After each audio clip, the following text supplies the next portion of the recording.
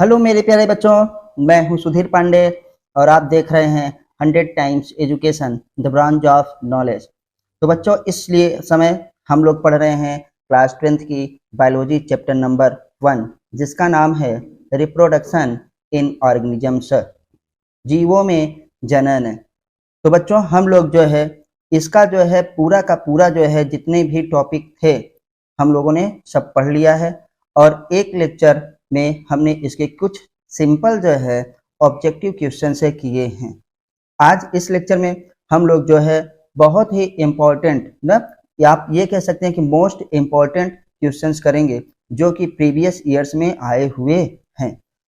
अभी जो पिछले एग्जाम हुए हैं उन सब में ये आया हुआ क्वेश्चन है। तो आपसे रिक्वेस्ट है कि प्लीज आप वीडियो को पूरा जरूर देखिए, सारे क्वेश्चंस जो है करिए ना, और इसमें हम हर क्वेश्चन को एक्सप्लेन भी करेंगे। बच्चों, जितना आप जो है ऑब्जेक्टिव करेंगे उतना ही सिलेक्शन होने की संभावना बढ़ जाएगी और ये 100% NCERT से है। ये चैप्टर फिलहाल जो है अभी जो 2023 की बुक आई है उसमें से हट गया है, लेकिन 2023 के एग्जाम में NCERT अभी जो है पुरानी वाली ही चल रही है। तो इसलिए 7 मई के एग्जाम में ये आने की संभावना बहुत ज़्यादा है। तो प्लीज़ आप जो है पूरा वीडियो जरूर देखिए। चलिए हम लोग करते हैं MCQs का लेक्चर नंबर 2। तो बेटा पहला क्वेश्चन मैं ले रहा हूँ, आइए देखते हैं। Which one of the following statement is not correct. मतलब नीचे जो हमारे पास स्टेटमेंट है उसमें से इज नॉट करेक्ट ये जरूर देखा करिए बेटा। तभी एग्जाम में कभी कभार गड़बड़ हो जाता है कि पूछा गया था करेक्ट कि नॉट करेक्ट और हम लोग करेक्ट ढूंढ देते हैं। तो पूछा जा रहा है which one of the following is not correct, कौन सा सही नहीं है। तो आइए देखते हैं। ऑफ स्प्रिंग न produce by the asexual reproduction are called clone. हाँ, ये स्टेटमेंट क्या है बेटा, सही है, क्योंकि हम लोगों ने देखा था कि अलैंगिक जनन के द्वारा जो संतान उत्पन्न होती है उसे क्लोन कहा जाता है। क्यों क्लोन कहा जाता है? क्योंकि ना वो अपने पेरेंट के मार्फोलॉजिकली और जेनेटिकली सिमिलर होती है। तो क्लोन यहाँ पे बेटा लिखा गया है। क्लोन होते क्या है? हूबहू समान ना, जैसे जीरोक्स कॉपी। तो ये याद रखिएगा, क्लोन होता है मार्फोलॉजिकली एंड क्या है, जेनेटिकली सिमिलर। जो क्या है आनुवांशिक रूप से और आकार के रूप से एकदम समान होते हैं उनको क्लोन कहा जाता है। मतलब ये स्टेटमेंट सही है, लेकिन पूछा क्या गया है कि आप सेलेक्ट करिए कौन स्टेटमेंट सही नहीं है। अब आते हैं बेटा, microscopic motile asexual reproductive structure are called zoospore. एकदम ये भी सही है। जूस्पोर क्या होता है? जूस्पोर मोटाइल होता है, एसेक्सुअल रिप्रोडक्टिव स्ट्रक्चर होता है और क्या है, बहुत ही छोटा होता है। तो यही तो लिखा गया है, microscopic motile asexual reproductive structure called zoospore. ये स्टेटमेंट भी सही है। तो बेटा हमारे पास पहला स्टेटमेंट सही, दूसरा स्टेटमेंट भी क्या है, सही है। अब आते हैं तीसरा। In potato banana and ginger. Potato banana and ginger, the platelets arises from the internode। अब आते हैं present in the modified stem. तो ये कह रहे हैं बेटा, हमारे पास पोटैटो बनाना जिंजर ना, द प्लांटलेट्स मतलब जो हमारे पास छोटे छोटे क्या होते हैं, प्लांट्स के भाग होते हैं, arise from the internodes present in the modified stem. तो बेटा क्या होता है, आप याद रखिएगा कि इसमें हम लोग देखते हैं कि बनाना और जिंजर का तो सही है, लेकिन क्या है, पोटैटो वाला ये सही नहीं है। पोटैटो बेटा ऑक्सिलरी बर्ड से होता है, इसमें आंखें निकलती हैं, कलिकाएं निकलती हैं। तो ये स्टेटमेंट सही नहीं है। अब ये भी अभी क्या है, हम लोग चौथा भी पढ़ेंगे कि मोस्ट ऑफ द करेक्ट कौन है। ऐसा मत करिएगा कि आपको तीसरा आंसर मिल गया तो पता चले चौथा ना पढ़िए ना, क्योंकि मोस्ट ऑफ द करेक्ट आपको सर्च करना है। तो हम लोग बेटा देख रहे हैं कि वाटर हाइजीन को आप जानते हैं जिसे पिस्टिया इकोनिया कहा जाता है, नहीं इसे टेरर ऑफ बंगाल भी कहा जाता है, आपने देखा होगा। क्यों? क्योंकि ये स्टेगनेंट वाटर से ऑक्सीजन को ड्रेन कर लेता है, खींच लेता है और जलीय जीवों को मृत कर देता है, क्योंकि ऑक्सीजन की कमी हो जाती है। आते हैं बेटा water hyacinth growing in the stagnant water, देखो यही पे लिखा है स्थिर जल में ड्रेन ऑक्सीजन, लिखा है ना, पूरा का पूरा क्या करता है बेटा, ड्रेन ऑक्सीजन फ्रॉम क्या है वाटर दैट लीड्स टू क्या है डेथ ऑफ फिशेज, जो कि क्या है बेटा हम लोग जानते हैं कि मछलियों की मृत्यु का ये कारण बनता है, ये हमने देखा। तो बेटा ये भी स्टेटमेंट सही है।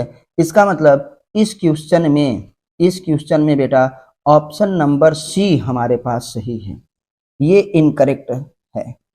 तो ऑप्शन आपको कौन सा सही जा रहा है ये लगाना है, तो ऑप्शन ये वाला सही हुआ। चलिए हम लोग थोड़ा सा और आगे बढ़ते हैं, नेक्स्ट क्वेश्चन को देखते हैं।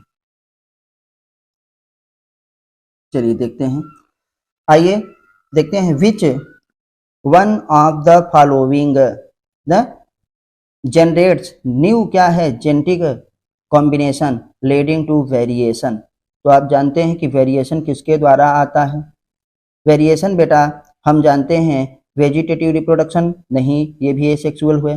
पार्थिनोजेनेसिस, नहीं बेटा, पार्थिनोजेनेसिस में क्या होता है, development of organisms without a fertilization, इसे कहते हैं सेक्सुअल रिप्रोडक्शन। ये वाला ऑप्शन सही है, लेकिन हम चौथा भी जरूर पढ़ेंगे न्यूक्लियर पॉलीएम्ब्रियोनी, नहीं बेटा। तो ऑप्शन कौन सा, ये वाला हमारे पास सही है, सेक्सुअल रिप्रोडक्शन के द्वारा ही क्या होता है, वेरिएशन आता है, क्योंकि इनमें क्या होता है जेनेटिक कॉम्बिनेशन होता है ना, दो गैमेट मिल करके फिर से एक नई चीज का निर्माण करते हैं, तो उसमें वेरिएशन आता है किसके द्वारा, सेक्सुअल रिप्रोडक्शन के द्वारा। तो ऑप्शन कौन सा सही हुआ बेटा, ऑप्शन सी हमारे पास सही हुआ। अब आते हैं नेक्स्ट क्वेश्चन, आइए देखते हैं बेटा नेक्स्ट क्वेश्चन में हमारे पास क्या है,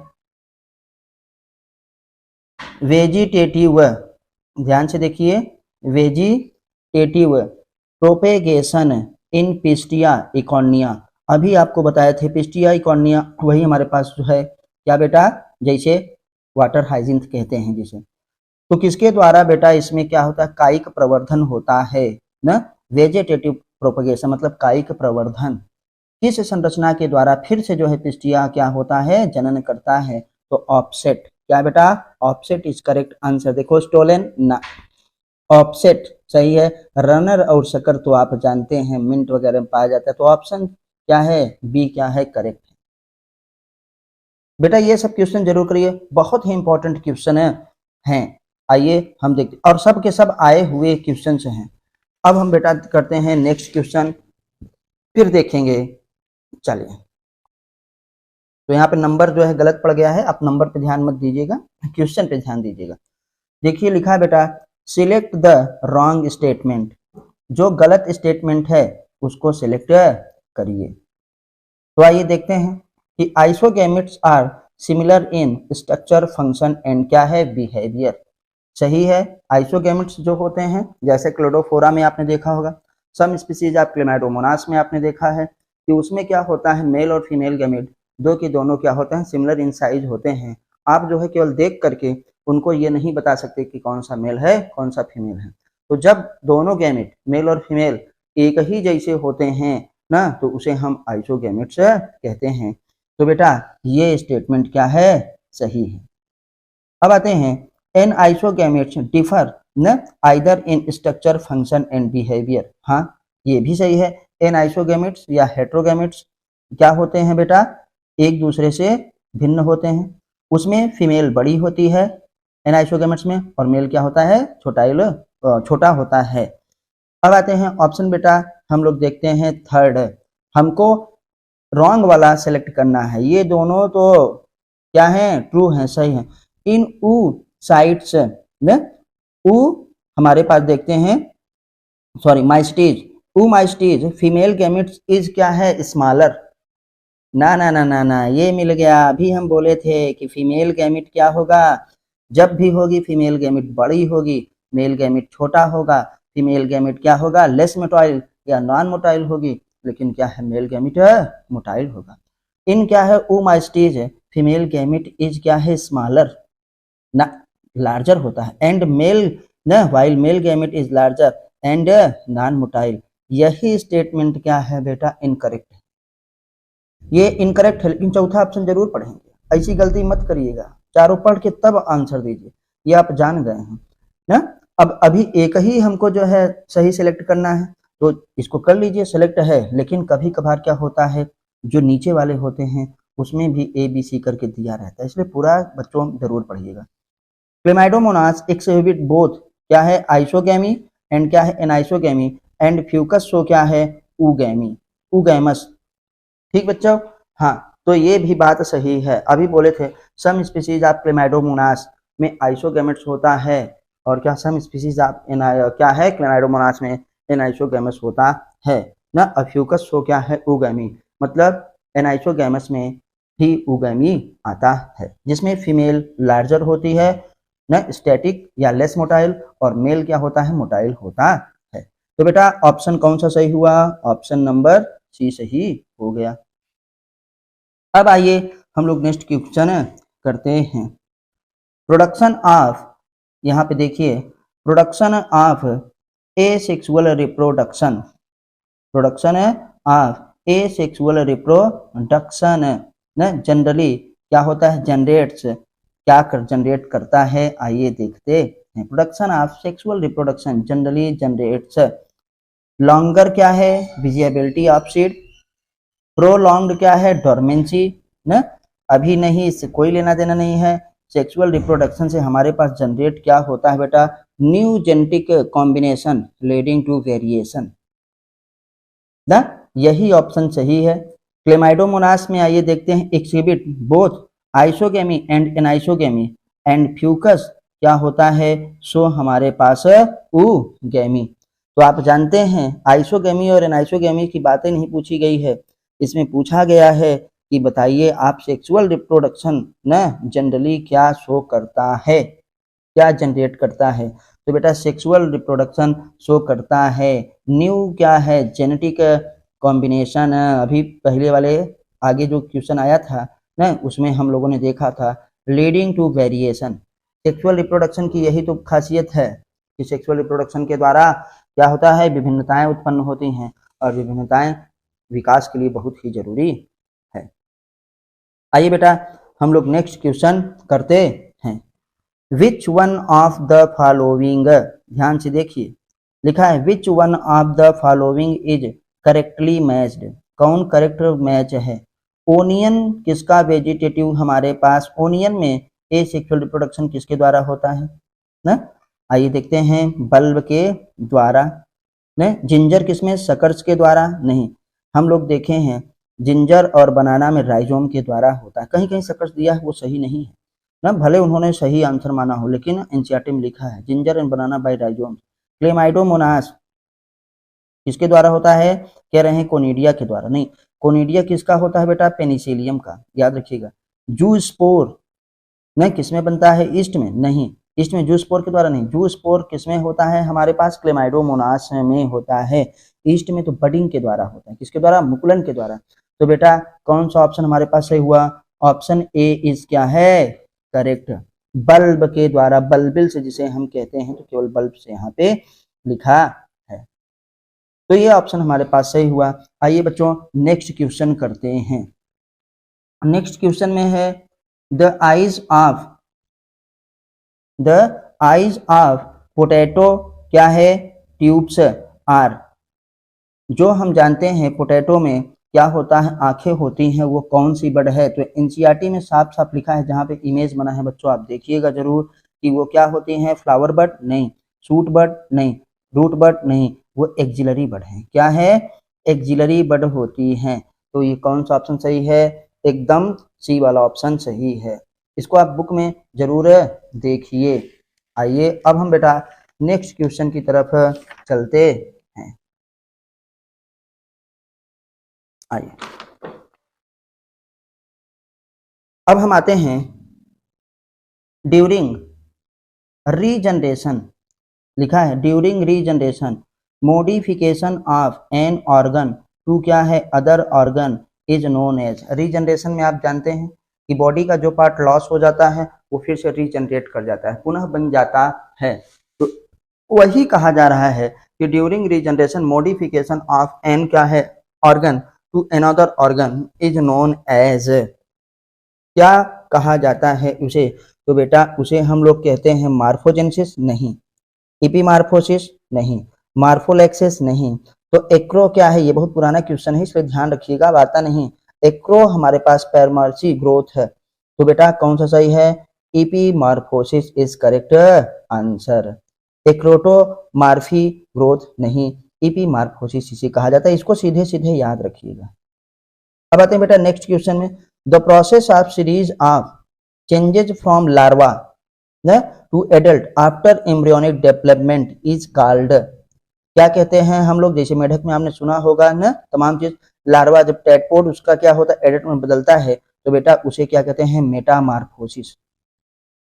रीजनरेशन में मतलब फिर से रीजनरेट होना, ग्रोथ होना मतलब विकास होना, लेकिन लार्वा जब एडल्ट में बदलता है तो उसे मेटामार्फोसिस कहते हैं। एजिंग मतलब एज में बढ़ना नहीं, उसे मेटामार्फोसिस कहा जाता है, ये याद रखिए।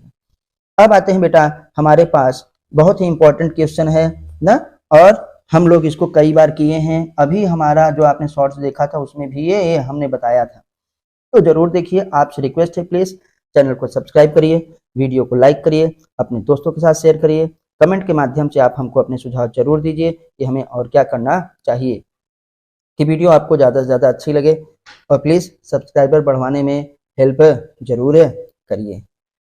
आइए देखते हैं सिंगैमी मीन्स क्या होता है, सिंगैमी किसे कहते हैं? तो हम जानते हैं सिंगैमी फ्यूजन ऑफ गैमेट्स, पहले ही ऑप्शन सही है लेकिन पढ़ना सब है बेटा ना। फ्यूजन ऑफ क्या है? Cytoplasm. Fusion of two similar क्या है? स्पोर्स। फ्यूजन ऑफ टू क्या है? Dissimilar spores. नहीं, करेक्ट क्या है? Fusion of gametes. हम जानते हैं फर्टिलाइजेशन, सिंगैमी को फर्टिलाइजेशन कहा जाता है, फर्टिलाइजेशन मतलब निषेचन बेटा, फर्टिलाइजेशन कहा जाता है ना। तो जब दो मेल गैमेट मिलते हैं या सॉरी मेल और फीमेल गैमेट मिलते हैं, फ्यूजन ऑफ गैमेट्स होता है, एक मेल और एक फीमेल, तो उसी को हम लोग सिंगैमी कहते हैं। नर और मादा युग्मकों के संलयन को ही निषेचन कहा जाता है, सिंगैमी मीन्स संलयन। आइए बेटा अब हम देखते हैं लास्ट क्वेश्चन अपना, जो कि बहुत ही इंपॉर्टेंट है, प्लीज ध्यान से देखिए। न्यू बनाना प्लांट्स, जो नया बनाना प्लांट बनता है, डेवलप फ्रॉम कहाँ से बनता है? तो अभी हम लोगों ने देखा है, अभी हमने आपको बोला था बनाना और क्या होता है जिंजर, किसके द्वारा? राइजोम के द्वारा।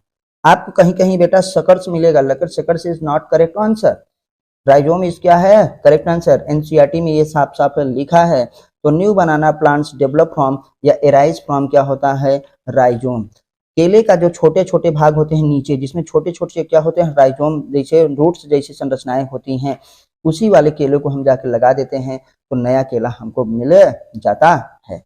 तो बच्चों आपको ये वीडियो कैसी लगी हमको कमेंट के माध्यम से जरूर बताइए। आप देख रहे हैं इस समय 100 टाइम्स एजुकेशन, और मैं हूं आपका एजुकेटर सुधीर पांडे। तो आपसे रिक्वेस्ट है कि प्लीज वीडियो को जो है अपने दोस्तों के साथ शेयर करिए, और चैनल को सब्सक्राइब जिन्होंने न किया हो वो जरूर करें, ताकि हम आपको इसी प्रकार से मोस्ट इंपॉर्टेंट क्वेश्चन जिनकी प्रोबेबिलिटी ज़्यादा है यानी कि वो आपको हम सॉल्व करके दिखा सकें। तो बच्चों फिर मिलते हैं अगली वीडियो पे, तब तक नमस्ते, जय हिंद, जय भारत, वंदे मातरम।